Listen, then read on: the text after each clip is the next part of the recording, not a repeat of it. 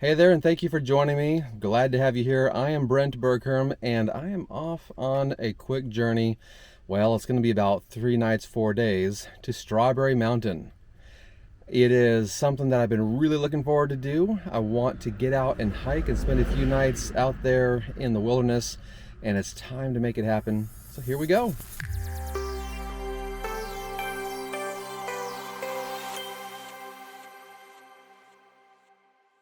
Hey there, I figured I'd just jump in super quick while I'm driving down the road and kind of fill you in a little bit about what the expectations are for the process of shooting and things like that. I want to show you, it's my goal to show you basically from beginning to end the shooting, the aspect of creating a final image. But it's also our goal, isn't it, to keep working and keep refining. And that's what this video series is about. It's about keeping refining, keep working, keep looking for those opportunities to create some really nice images. I'm also going to be splitting this out into several different shorter videos rather than making one long, huge video. So as this video ends, just look for that end card where you can click on to the next video and you'll be taken to the next in the series, and you'll just be able to watch them right in sequence. Hey there, so I just pulled in here at the Strawberry Creek Campground and heading for the trailhead. And there's a little bit of a sign-in procedure so we can just have a little record of who's in the forest. Probably a good idea, especially right now with all the forest fires that are going on. And in this area, there's hardly, there's not any forest fires, so that's good. But they do have big time restrictions on various things like, having campfires and such. So I won't be doing anything like that. So I'll just be filling out this form and heading on up the trail to Strawberry Lake, which is going to be where I will spend my first night.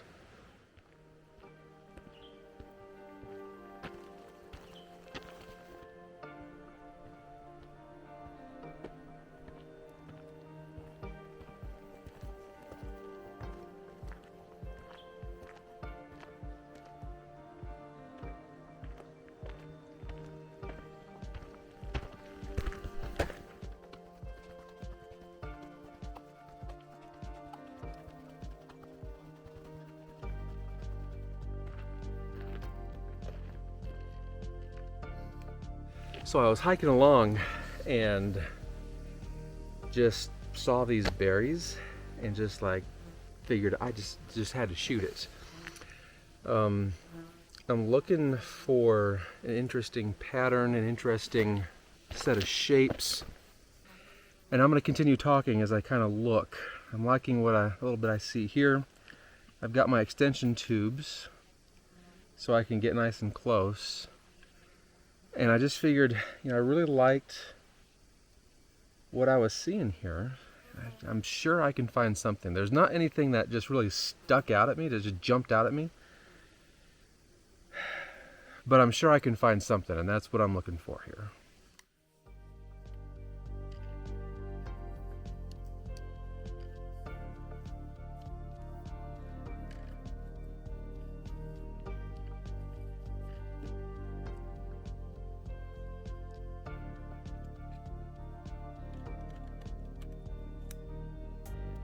Of course, I spent all this time getting set up, and there's no card in the camera, so let's go get a card.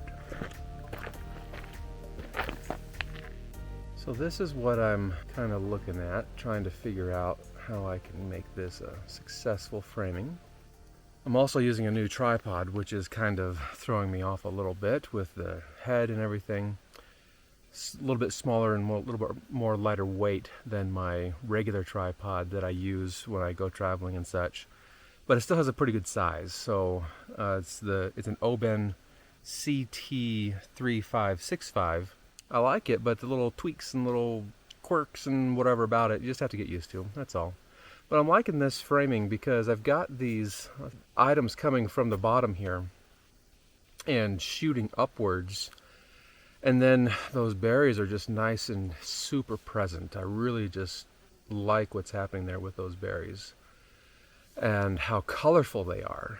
So the idea of that color coming in is just something that really struck me about these berries, because they're so small, but they're just really vibrant red.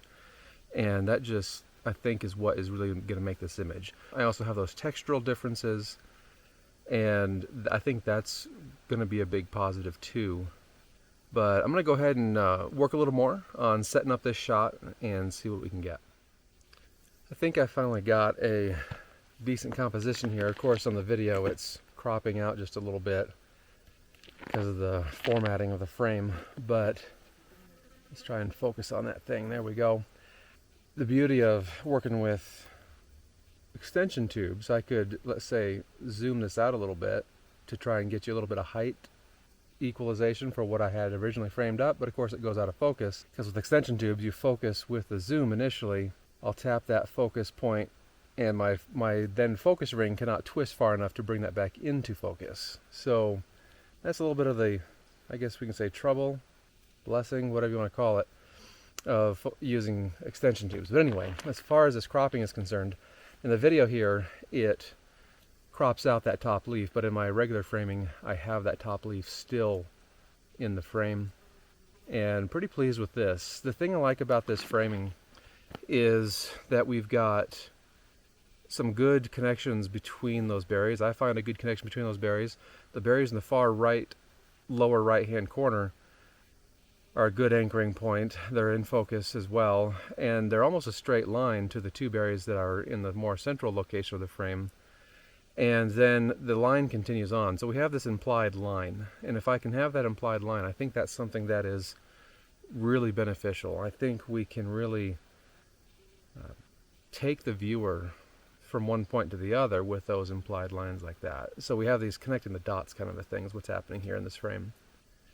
Certainly not going to say this is my ending frame. This is just my initial finding as I'm looking at this subject and taking a break, cooling off, and enjoying the beautiful weather. I mean, it is so calm, largely overcast clouds. There's a little bit of blue in the sky, but it's just wonderful, wonderful weather for shooting out here today. And it's about 80 some degrees, so very, very good for shooting. I'm going to go ahead and finish up this shot and then find a few other shots.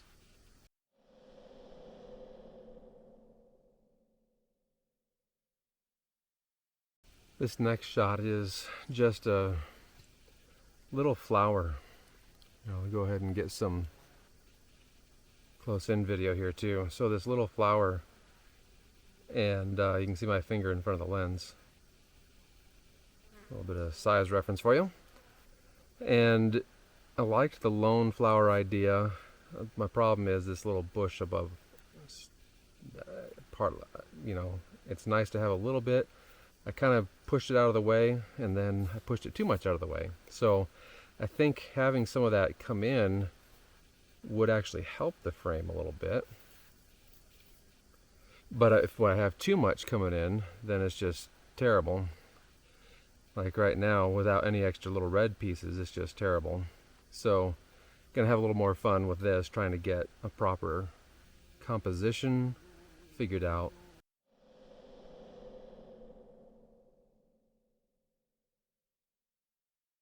I think I finally got my composition just right on this subject. The log is coming into the side here, and we've got the flower in the middle, and then all these things, the red items on the periphery, the fringe. I do kind of like it a little bit wider too, so again, the video is cropping in on the height a little bit, so I'll widen it out a little bit so we can see in the video what it looks like in the stills, more what it looks like in the stills, i.e. a little more log. But really it's comes down to these items just hugging the scene, really framing in the scene